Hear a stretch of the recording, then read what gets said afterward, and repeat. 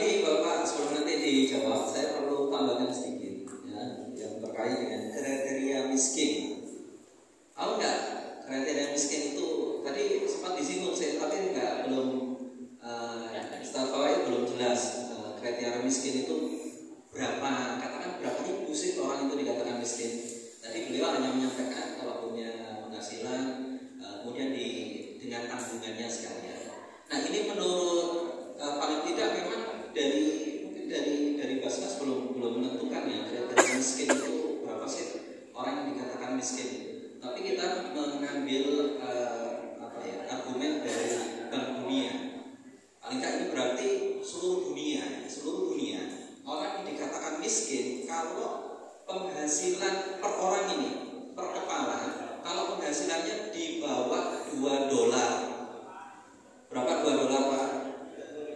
Kurang lebih 30.000 per orang.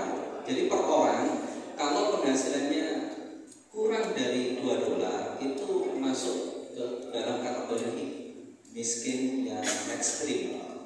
Ya, sebenarnya lebih dari $2.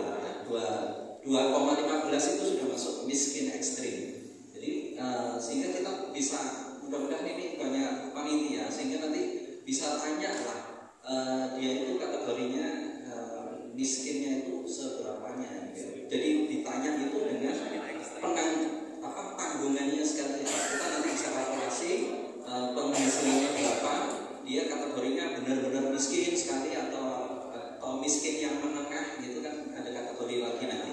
Jadi kita sudah punya acuan ini berdasarkan dari Bank Dunia. Jadi nanti mohon barangkali ada koreksi dari Basnas, nanti disampaikan ke Ustaz. Banyak miskin di Gianyar ini. Terima kasih. Ini memang saya pancing-pancing dari tadi biar semangat, biar Diun kadang kalau nggak dikasih buka keran dikit, biasanya ini kalau terpaku pada materi Diun biasanya. Saya lebih senang banyak bahasa saya. Memang dari perkembangan masyarakat itu ya sebenarnya sangat mendasar soal itu. Tujuannya hanya untuk meratakan ekonomi kita ya, berbagi kasih antara yang kaya sama yang miskin sesuai dengan apa yang diperintahkan di awal.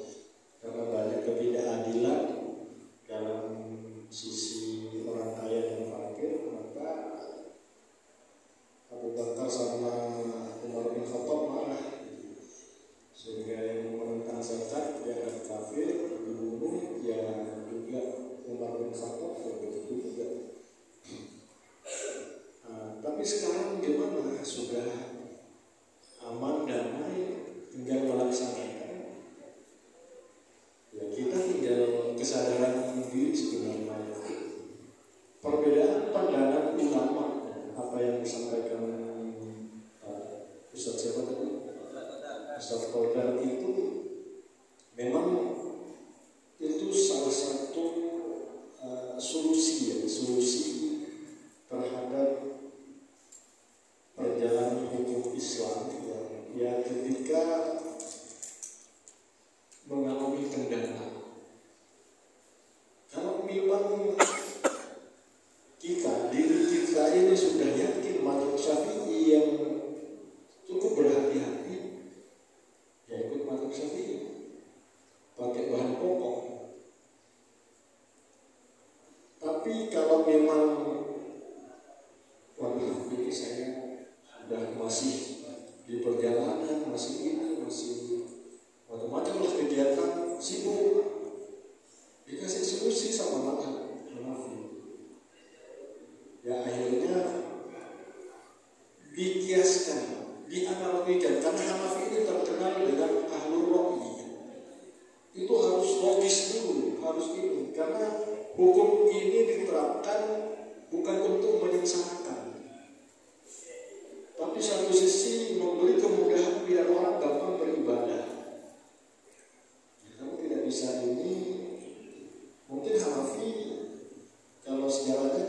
dalam perkotaan, di lingkungan banyak kesibukan banyak apa, jadi ada kesulitan, jadi tidak apa-apa menggunakan selain bahan pokok. Akhirnya dianalogikan ke uang kertas, karena uang kertas lebih mudah untuk dimanfaatkan, maka dibolehkan. Walaupun dari sisi kimahnya itu masih ikut Syafi'i. Itu kan hanya sekedar ini, bukan talfik. Artinya memang talfik itu mencampur adukan pendapat, mukhalaf, mencampur adukan pendapat. Biasa contoh dalam ibadah. Dalam ibadah itu sholat angkat takbirnya ikut Syafi'i, bahwa Fatihahnya ikut Hanafi atau Maliki, itu tidak boleh. Mencampur adukan dalam satu qadiyah, satu ibadah, itu tidak boleh. Tapi kalau beda qadiyah, beda ini, itu tidak masalah. Ya, contoh muamalah kita, Pak. Muamalah kita itu kalau ikut Syafi'i berat. Masa beli semangka harus dipecah dulu, ketemu merah putihnya, baru kita bisa bayar. Kalau Syafi'i kan harus begitu. Nggak boleh merugikan pembeli, bahwa setelah nyampe rumah, yang semangka awalnya diduga merah, nyampe di rumah ternyata pucat. Ini kan ada cerita. Itu nggak boleh menurut Syafi'i. Mau Syafi'i harus dibuka dulu. Tapi apa katanya Hanafi? Wah, ini mengerikan. Syafi'i mengatakan ma'ra'aitu hasan fahuwa indallah hasan. Apa yang saya pandang itu baik, maka menurut Allah itu baik. Itu kata Hanafi. Masa kita mau beli nasi padang, kalau padang lurus, ditanya yang melayani, Pak, ayam ini dari Pak Madi, apa dari Pak Ahmad? Yang membeli ini halal apa penyembelihnya Muslim apa orang non Muslim? Lurus. Oh, ini dari Pak Madi, oh nggak jadi Pak. Dan ini kan Allah. Jadi Hanafi itu apa yang dilihat oleh mata itu higienis, baik menurut akal dan hati, sudah halal, yakin, maka menurut Allah itu baik. Apa yang terjadi di semangka itu dugaannya baik adalah merah, yang nyampe di rumah itu jangan salahkan penjualnya, salahnya yang membeli, karena di waktu itu sudah yakin bahwa itu di tempat itu semangka merah. Nah, itu maksudnya. Dan ini banyak perkembangan sekarang. Kitab-kitab klasik itu kayaknya ya harus ada sebagian yang bilang harus dirombak karena kemajuan teknologi. Muamalah sekarang banyak COD, nggak tahu barang, nggak tahu penjualnya siapa, tiba-tiba datang jadi transaksi. Nah, ini menurut siapa yang sah? Ini kan tantangan bagi walaupun sudah dari ini sudah ada pembahasan. Tapi harus tahu bahwa ketika ikut imam madhab yang berbeda itu tidak masalah. Yang penting tidak satu qadiyah, tidak satu ibadah. Ya. Kecuali darurat. Seperti di ibadah haji. Ibadah haji sentuhan sama ini kalau Hanafi tidak apa-apa, kalau Syafi'i batal. Kalau tawaf, kalau sentuhan terus sama istri kan batal terus, untuk lagi.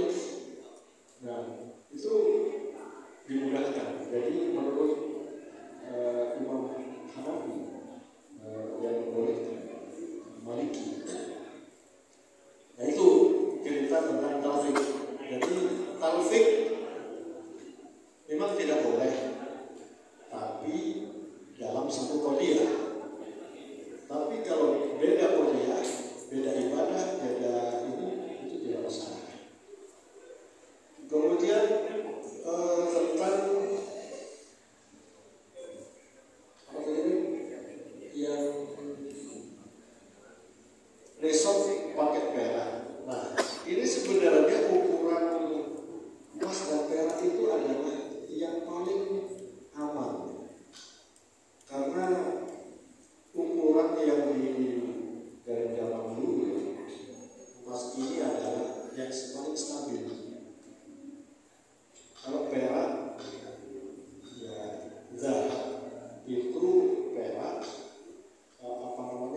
ukuran ininya apa namanya standarnya yang paling aman itu adalah emas. Ikut dolar aja nggak bisa, naik turun. Tapi kalau emas masih stabil.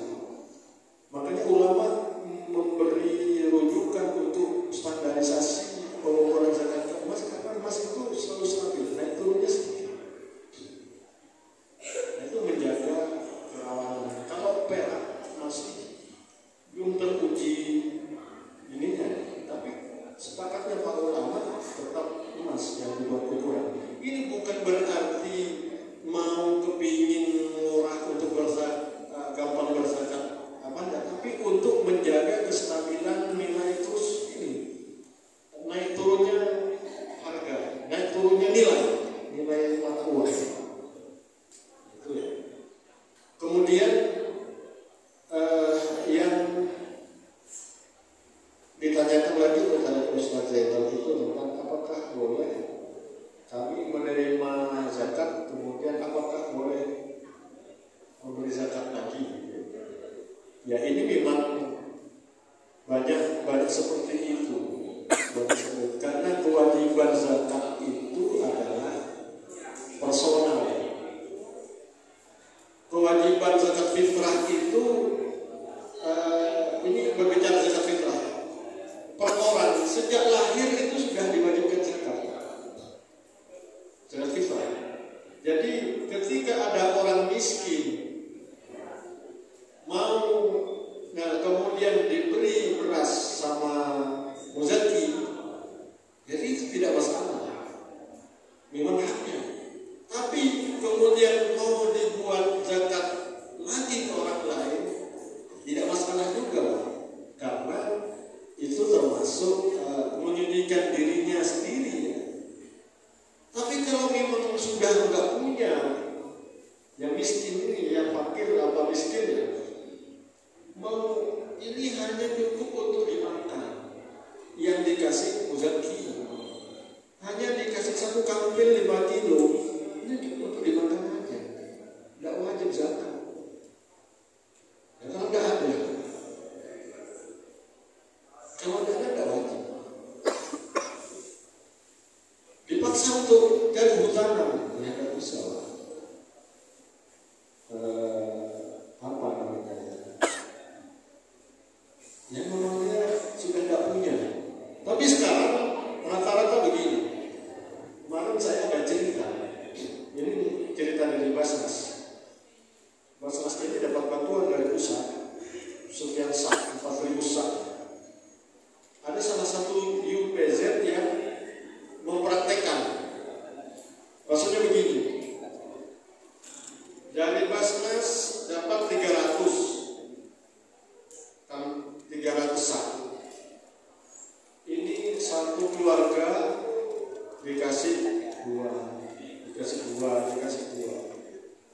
Tapi UPZ ini menekan lagi ke yang jamaah itu sudah dikasih, kamu harus zakatkan keluarganya 5, akhirnya kembalikan. Jadi dari UPZ kasih 2, dapat 5 balik ke ini. Untung jadinya kan. Wah ini permainan pedagang ini kalau kayak gini. Jadi yang dari UPZ hanya dapat 300 itu bisa tontonan itu dapatnya kemarin. Jadi dia pakai modalin dari Basnas dulu, kemudian hasilnya dibuat UPZ sendiri itu. Tapi jalan itu kan semua jemaah. Ayo mana zakatnya? Kamu 4 orang kok hanya 3? Tidak ada. Mana lagi satunya? Sudah dibantu dari Basnas. Itu cerita, tapi tidak harus begitu. Terserah, karena tidak ada sifat pemaksaan zakat. Yang penting sudah jelas diberikan ke yang berhak menerimanya. Kemudian ini Pak, zakat provisi. Zakat provisi ada 2 yang harus diukur Pak. Jadi penghasilan itu dikurangi pengeluaran. Bukan berarti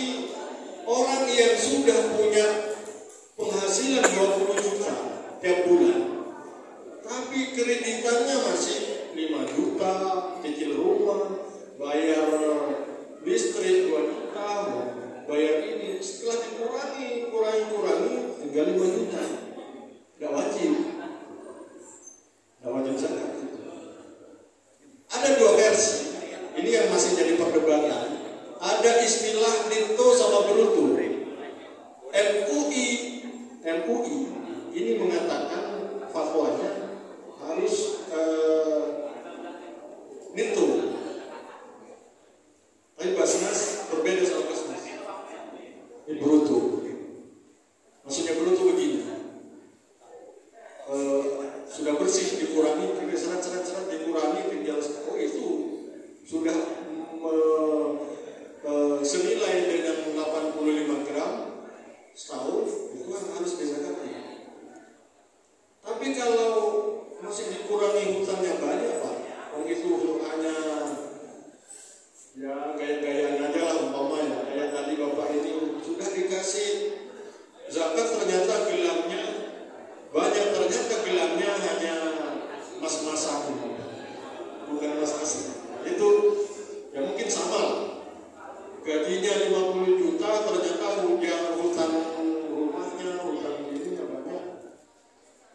Ya wajib juga kalau tidak sesuai dengan ukuran 85 gram. Gajinya 20 juta, anaknya 6, butuh SPP sekian per bulan, masih ini sekian, biaya hidupnya sekian. Ya tidak wajib juga sebenarnya. Jadi artinya harus dikurangi pengeluaran dulu, gitu Pak ya. Kalau sudah, tapi sebenarnya zakat ini Pak ya, hanya kesadaran. Jangan lalu mencari-cari kebenaran. Artinya biar saya lolos dari tidak lagi zakat, saya harus berhutang lagi, harus berhutang. Jadi memperbanyak hutang, biar zakatnya ini. Nah itu salah. Artinya kesadaran diri untuk berzakat itu sebenarnya dari kita sendiri. Walaupun punya hutang banyak sebenarnya tidak masalah juga. Cuma sebenarnya tidak kewajiban, tapi nilainya ya berupa infak sedekah. Kewajiban zakat tidak, tapi sedekahnya sama infaknya yang masuk di sini. Apalagi sedekah. Kalau mobil ya sama sebenarnya mobil itu masih mobil banyak direkarin. Ternyata mobil itu masih nyicil di final. Ya kalau masih dikurangi dengan cicilan yang tidak cukup syarat untuk sesuai dengan harga hasilnya 85 gram emas, ya tidak cukup Pak. Karena masih banyak. Tapi kalau tidak nyicil, diem, terus kemudian rame rentalnya sampai memenuhi syarat 85 gram emas harganya, ya anggaplah 85 juta sekian, 100 juta lah atas penghasilannya, wajib dizakat. Itu zakat perniagaan, zakat tinggal, zakat dagang, usaha. Kemudian kalau umpama masih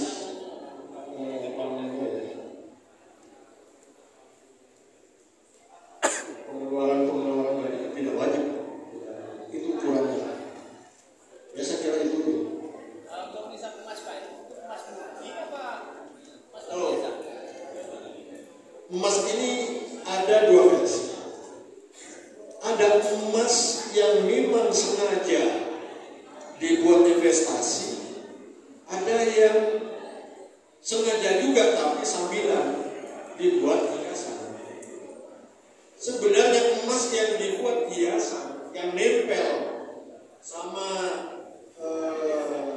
ya istri kita, seorang perempuan, itu tidak wajib dizakati. Tapi kalau diniatkan dari awal, dari hari ini saya investasi emas sekian, cuma suatu waktu dipakai, itu tetap wajib karena sudah diniatkan.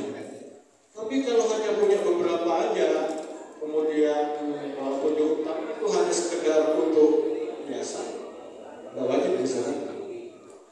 Jadi harus jelas niat ini apa enggak.